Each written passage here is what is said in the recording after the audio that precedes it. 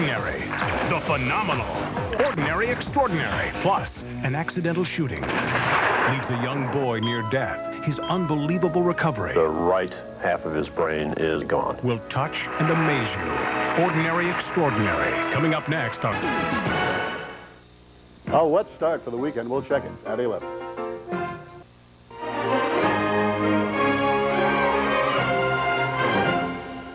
For the next 60 minutes, witness the extraordinary. I'm John Ritter, and I'll show you the inspirational story of a young man who is functioning normally after literally losing half of his brain. He looked in the mirror and said, "I'm a monster." 24-year-old Rdmvtl is a medical marvel. The right side of his brain was destroyed and his skull crushed. This young man has half of a brain, and yet he doesn't complain. He keeps on living. Tonight, the extraordinary story of his miraculous recovery. I'm Adam Carolla, and I'll take you to the set of Hollywood's most extraordinary romance. It's the commercial that caught everybody's attention. It's not just dolls coming to life, but dolls acting like adults. Tonight, we'll show you exactly how they did it. I'm Leanza Cornett. Tonight, I'll take you on the most extraordinary skydiving stunt ever attempted. Using an ordinary car, Joe Jennings has transformed skydiving into skydriving. For me, it's a visual thing. This is my pursuit in this sport. And from the news of the extraordinary, the diving dog, the driving chair, and the bubble man. And on our stage, Extreme Games champion Jay Miron will attempt a stunt that's never been done before. 2 complete backflips. Deuce. Riding an ordinary bicycle. All this and more tonight on Ordinary Extraordinary.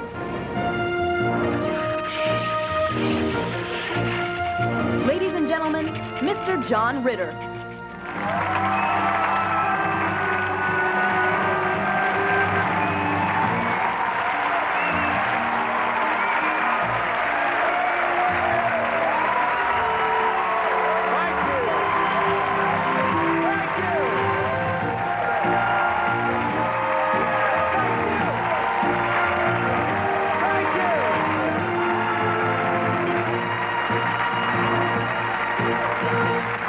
Good evening and welcome. You picked a great time to tune in because you are indeed in for an extraordinary evening. The next hour is a celebration of the human spirit. We will bring you the most heartwarming and heart-stopping stories you'll ever see. Case in point, it's not out of the ordinary for somebody to go skydiving. After all, nearly 3 million jumps are made each year, but imagine jumping out of an airplane 2.5 miles above the ground, sitting in a car. That's extraordinary. Leanza Cornett takes us on a ride you will never forget. Our story takes us 60 miles southeast of Phoenix, Arizona. Welcome to Eloy, land of opportunity, and Skydive, Arizona. This is where skydiving was born.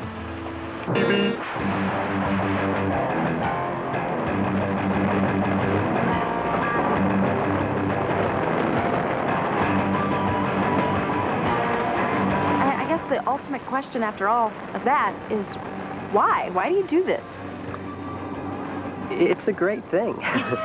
It's just all around. It's a very cool thing for the jumpers in the cars. They're getting to experience, I think, one of the cooler skydives of their lives. For me, it's a visual thing. This is my pursuit in this sport, is to find new visuals, to do new things in the air that people haven't done before. Cars were not meant to fly, so any skydrive begins with a trip to the salvage yard. Thanks again. And a few modifications. We remove the motor, we remove the transmission. So basically, by the time we throw it out, it's just a hunk of metal. Each jumper is required to look over the spot where they're sitting in the car and cover every possible thing that could latch onto them.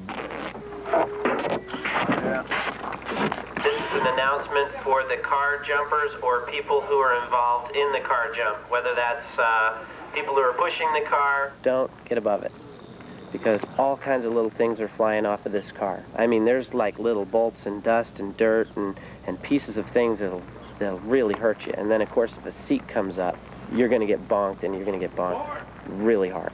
Those cars really are dumber than your basic skydivers, so you have to stay out of their way. The whole idea of things like this is to give people an opportunity to exercise their imaginations a little bit, and then the next step is to think about how to do it without taking too many risks. All right, it's just about time. The gas tank's out, motor gone, transmission out. Everything's been taped down, and the safety meeting is over, and everything's checked out A-OK. Car is on the plane, and we're out of here.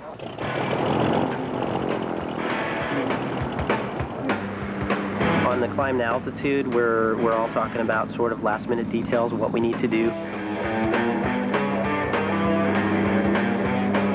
Then, as we get up close to the point of exit, I'm starting to put my camera equipment on. Jumpers are starting to prepare themselves to get ready to be pushed out.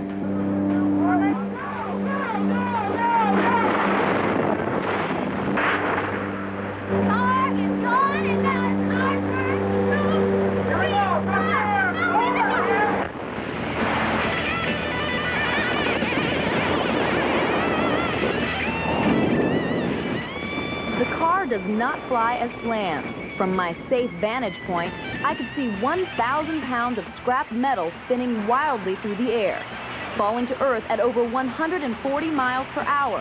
And there was Joe Jennings, camera still rolling.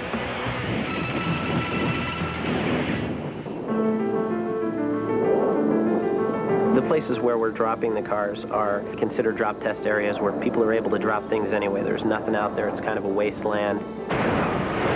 Everything we drop in, we tow out. We try to be scouts about it as much as we can. What's it like just flying in the air, in the car? What's that like? What's that about? Oh, I mean, it depends on what the car does to you, you know? I mean, it can be really smooth and like in a rocking cradle or whatever it's called. Compared to regular skydiving, just That's jumping totally out. different. I mean, this is not skydiving. This is stunt. This is a stunt, right? So you never know what happened. It's unpredictable what the car does, and this time it was pretty rough. But for you, how was it? On the whole, it was good. I mean, everybody came down and they were fine, you know. Nobody got hurt. Everything went well. Everybody did what they had to do to get out of the car safely. The car itself flew horribly. It was probably about the worst car we've flown so far. But, you know, I watched everybody get out okay, and then I went ahead and chased the car and just watched it tumble all the way down. The doors were coming off and all kinds of stuff was happening. It was pretty intense. That was fun. Thank you. Come on, Miss America, put your hand in there. Right on. Yeah. Wow, that was really something. And you were very amazing, too, my dear. That was your first jump ever? Ever. What's that like for you? It's very scary. Yeah. But it happens so fast that you almost don't even know what to think, and you forget that it's even happening. Well, you know, in the story you talked a lot about safety, but it got a little hairy for you at one point, didn't it? Sure did. In fact, we have an amazing piece of video that we're going to roll now. Roll it, Mo. Okay, now this is our cameraman's point of view. The car is really at the mercy of nature, and you can see that from up here, things happen very quickly. Oh, Boom. man! Oh. Just like that. Is he all right? He is fine. He parachuted safely to the ground and is fine today. Excuse me, but before we go to a commercial, kids, don't try this at home.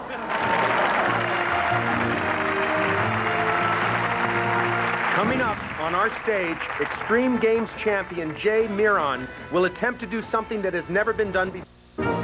Ordinary Extraordinary will continue here on CBS. Bob Buchanan, the area's most experienced weathercaster. Weeknights at 5, 6, and 11 on Action News, your news leader. Good evening, I'm Greg Cantlin. Tonight on Action News at 11, some Tioga County teenagers want their voices heard. They want a voice in making the state's sex offender laws tougher.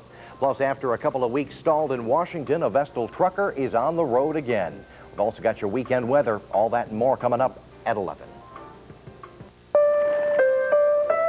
It all started with 4 little notes. And 20 years later, everyone is still singing. I love New York. I love it. Of course I love New York. I love New York. I gotta do just like that? I love it. I love New York. I love it.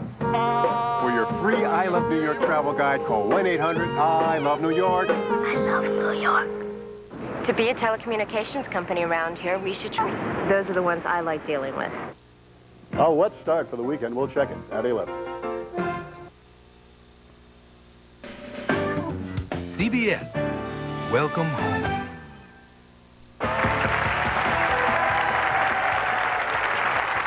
Our next segment is about the bicycle.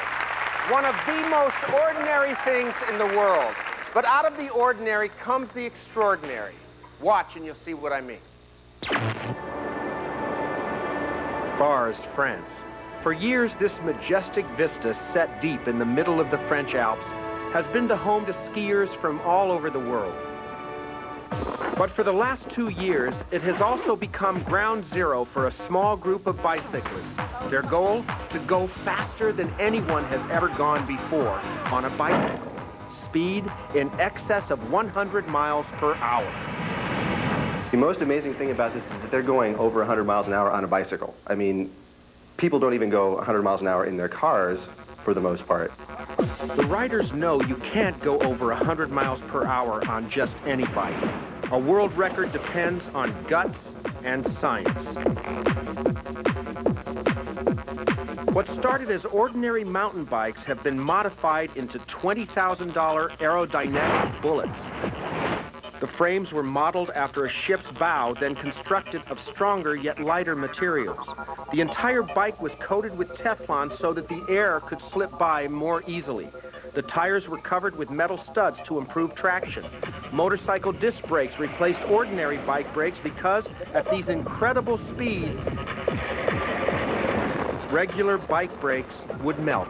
The goal is to try and reach the highest speed possible without going too far, without going to extremes, to listen to your bike, to your equipment, and to your physical capabilities. Riders accelerate from 0 to 60 miles per hour in less than 4 seconds. That's 2.5 times faster than an automobile. In 13 seconds, they cross the finish line, but the race isn't over yet. The rider's life is still in danger. Riders have less than 10 seconds to stop the bike, but they can't slam on the brakes. They have to gradually increase the pressure, being careful not to put the bike into a skid. It is an imperfect science at best.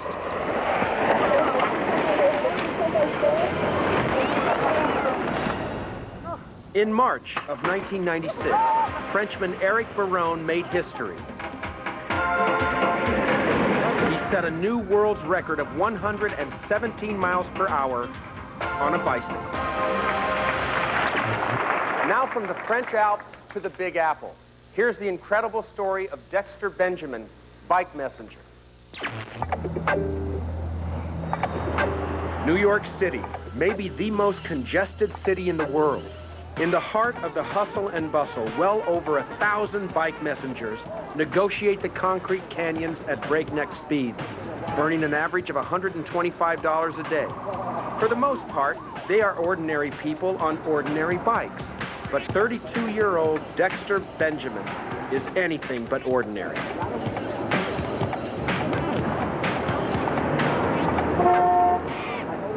Born and raised in Trinidad, Dexter lost his right leg in a bike accident at the age of 21. But he still had a passion to ride, so he turned a negative into a positive. First, he modified his bike by flipping the chain and the gears from the right side to the left. Then he removed the extra pedal. In a matter of months, he became so proficient at riding, he started his own bicycle messenger service. Well, from first it was hard because I was scared of the traffic. But then I started maneuvering myself because I didn't have this great amount of balance, you know. So by practicing myself to take different turns Right now it's not a problem because the traffic really don't bother me now. Every day, Dexter is on the streets by 7 a.m. At 9 a.m., he has a standing order to pick up an oversized loaf of bread at a downtown bakery. The bread has to be delivered over 80 blocks away to a midtown cafe. If the bakery were to use their car, it would take up to 40 minutes each way. It takes Dexter less than 20 minutes to beat the traffic and complete his run. How does this guy do it? He puts the crutches on the bike, or I just thought this is really cool. This is what you need to see when you think your life is tough. If you know that somebody cannot go in there with a bike, don't let me go in there with a bike. Don't treat me different, you know. I'm not handicapped or disabled or whatever. I'm just missing a leg, you know. And like he has every day for the past 9 years, through rain, sleet, or snow, Dexter delivers.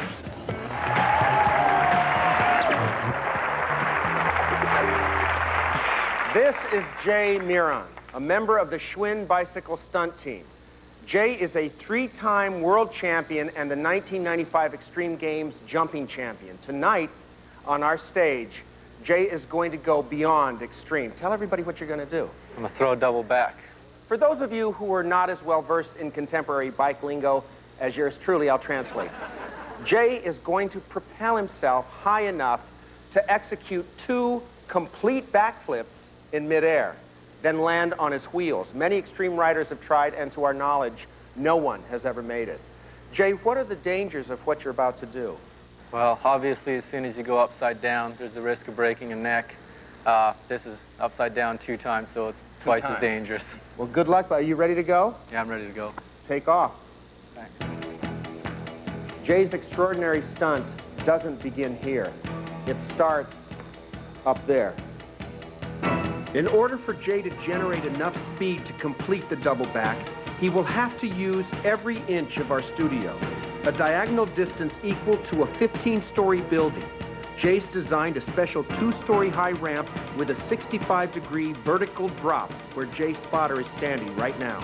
Jay will charge down from the top of the ramp through our audience, hopefully hitting our studio floor with enough velocity to vault himself 25 feet in the air off what riders call a box jump, a 6-foot-high, 32-foot-long structure that Jay has placed dead center in the middle of our studio.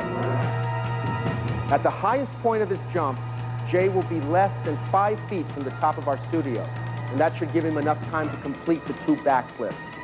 Midway through the second flip, Jay must instantly calculate his height, speed, and position as he approaches the landing site. Now, if all goes well, his back tire will hit first, like an airplane, on the angled backside of the box jump. After landing, Jay will have just under 50 feet to regain control of his bicycle. For Jay to stop safely and to safeguard our audience in the event that something goes wrong, we place a 12-inch thick protective padding on the box jump, and we have emergency medical personnel standing by. All right, Jay, the stage is set. Good luck, and be careful.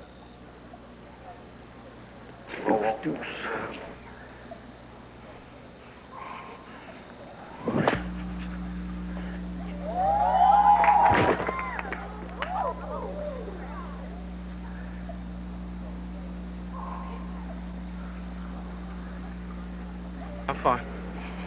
He's okay. Let's hear it for him.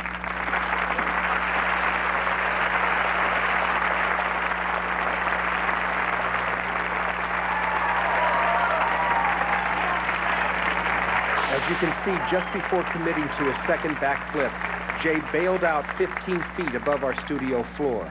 He realized he did not have enough height to complete the revolution. And now, he will again attempt to perform the double back on our stage.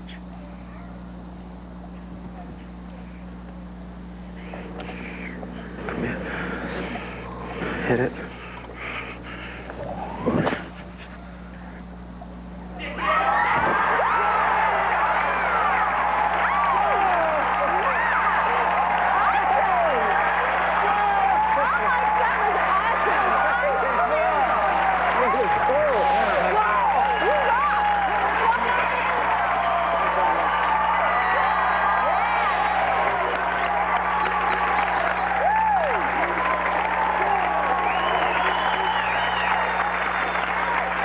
unbelievable. I would say that was extraordinary. Now, everybody, look at the monitor, and you at home watch the TV. We're going to show an instant replay of this in slow motion. What do you think was going through your First mind? crank's important. I come down to the bottom, I get a good pump, hit the crank hard. All right, as I'm going here, I'm thinking commit to 2. Up in the air, I'm now feeling pretty good. I hit it with a lot of speed. My knees didn't buckle at all. Right here is the commitment period where you have to stay on. There's a bailout period right there, but I stayed through it. As you turn around now, the main focus is spotting the landing. I see the green. I stretch out, as you can see there, and prepare for impact. It's a pretty heavy impact, so I actually fell into the seat a little bit there. Hurt my tush. Yeah. But I'm all right.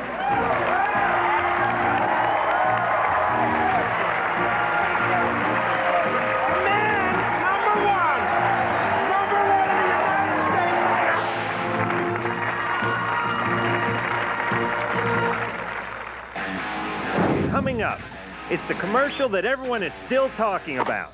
You'll see exactly how they did it next.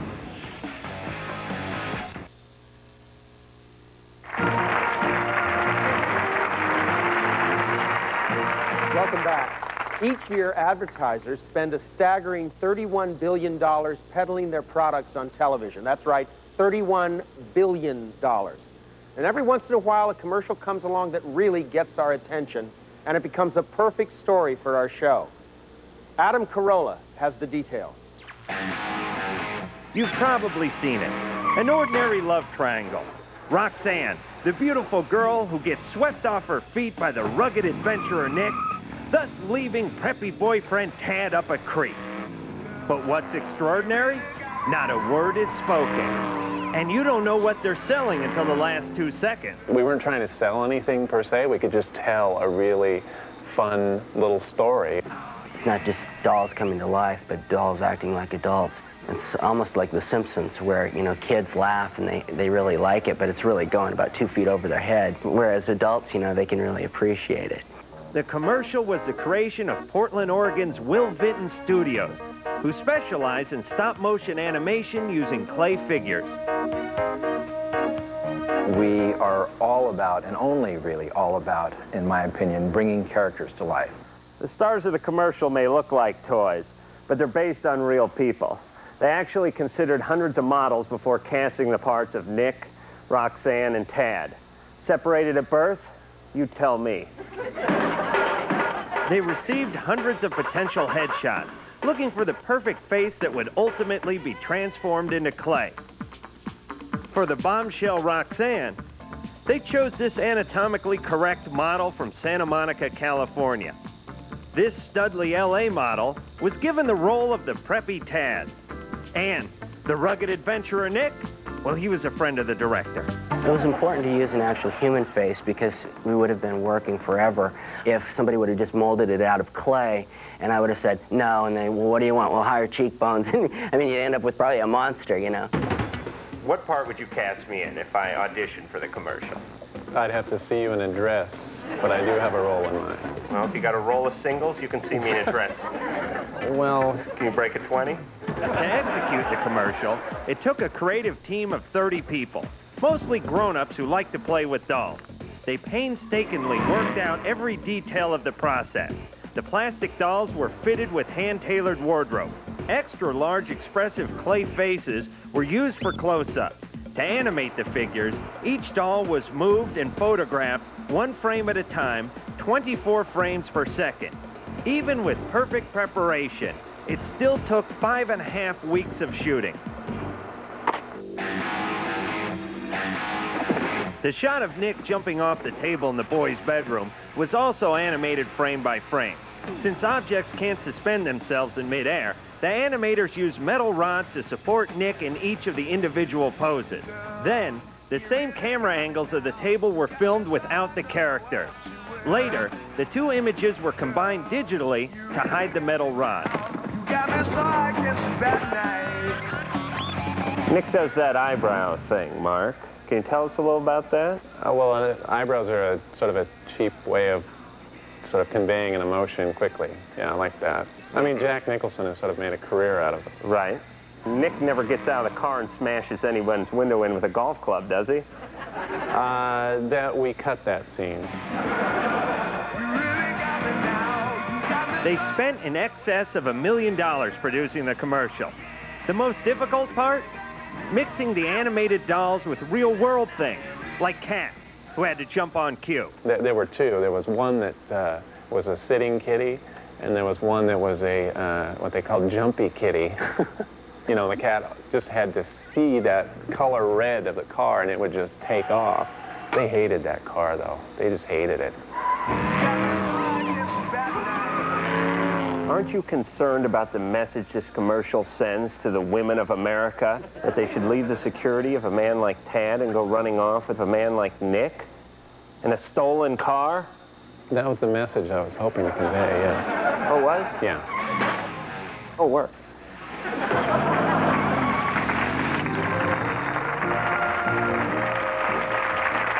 If you know of an extraordinary story you'd like us to tell, write to us at Ordinary Extraordinary, P.O. Box 4361, Hollywood, California, 90078.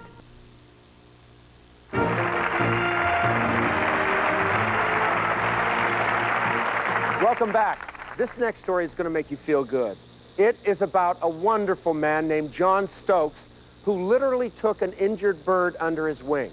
This is tonight's last look at the extraordinary. John Stokes is a full-time Eagle